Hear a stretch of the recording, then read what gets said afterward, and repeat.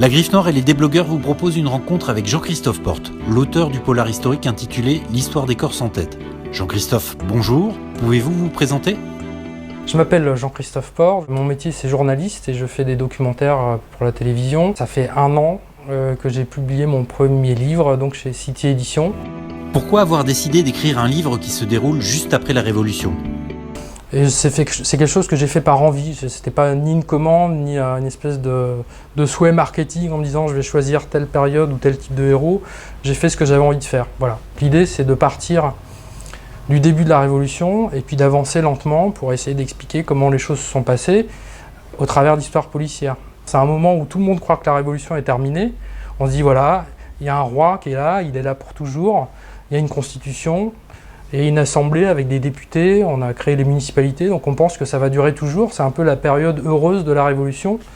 Et donc dans le roman, en fait, le décor fait que il se passe une chose qui va faire complètement basculer la Révolution. Petit à petit, il y a toute une série d'événements qui vont faire qu'on avance vers cet épisode qu'on a appelé la Terreur. J'ai voulu retracer toute cette histoire, ce qui n'avait pas été vraiment fait en littérature jusqu'à maintenant. Jean-Christophe, pourquoi avoir choisi un gendarme comme personnage principal ? Pourquoi un gendarme ? Mais pour moi, un vrai roman policier, l'enquêteur, il doit être vraiment enquêteur. Moi, j'ai beaucoup de mal avec les romans qui mettent en scène comme enquêteur un libraire ou un apothicaire ou je sais pas quoi. Pour moi, ça marche pas, on n'y croit pas. Donc j'ai voulu quelqu'un qui soit vraiment, dont le métier soit vraiment d'enquêter. Et c'est vrai que les gendarmes sont un peu à ce moment-là les seuls gardiens de l'ordre, sauf que c'est assez compliqué puisque tout change autour d'eux et qu'on ne sait plus qui dirige vraiment à ce moment-là. Est-ce que le personnage de Victor d'Hauterive et les faits relatés ont réellement existé ? Le héros et la plupart des gens qui environnent le héros sont des gens qui sont inventés en fait, que j'ai créés en essayant quand même de faire en sorte qu'ils correspondent au mode de vie et au type de personnage qui pouvait exister à ce moment-là. Alors l'histoire des corses en tête, elle a été inventée de toutes pièces. J'ai pris un fait divers qui n'est pas à la même époque. Bon, après des faits divers qui peuvent ressembler à ça, il y en a eu aussi à cette époque-là. Ce qui reflète la réalité de l'époque, c'est toute la corruption et la conspiration que raconte cette histoire des corses en tête, qui là s'est basée sur des histoires qui sont bien réelles. Est-ce que vous avez attaché de l'importance aux détails liés à cette époque ?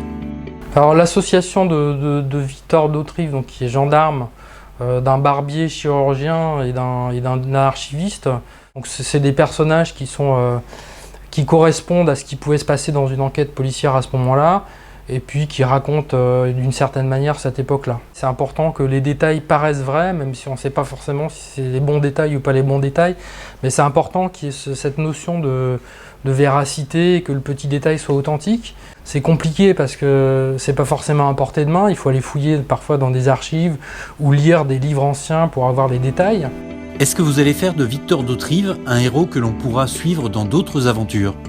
J'ai imaginé vraiment que ce héros naisse en quelque sorte avec la Révolution et vraiment suive le cours de la Révolution. C'est le moment où la Révolution est encore à peu près calme et tranquille, mais ça va se dérouler, oui, ensuite un épisode qui va sortir et qui va se passer à la fin de cette année, et je suis en train d'écrire un 3e épisode, oui, pour moi c'est un héros récurrent, c'est vraiment écrit comme ça. Un jour c'est sûr que j'écrirai, je ne sais pas comment ça va s'appeler, mais ça va être la jeunesse de d'Hauterive et ça va commencer en 1789. Donc quand il a 17 ans à ce moment-là, il n'est pas vraiment enquêteur, mais on s'aperçoit qu'il a des qualités, et qu'il a la ténacité, et qu'il est peut-être fait pour ça.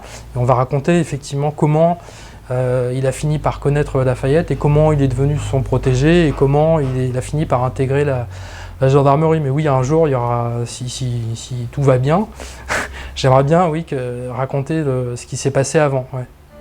L'équipe des déblogueurs et de la Griffe Noire ne saurait que trop vous conseiller la lecture de L'affaire des corses en tête de Jean-Christophe Porte chez City Éditions. À noter la sortie en librairie le 9 novembre 2016 de L'affaire de l'homme à l'escarpin, la suite des enquêtes de Victor d'Hauterive, toujours chez City Éditions. Bonne lecture à tous.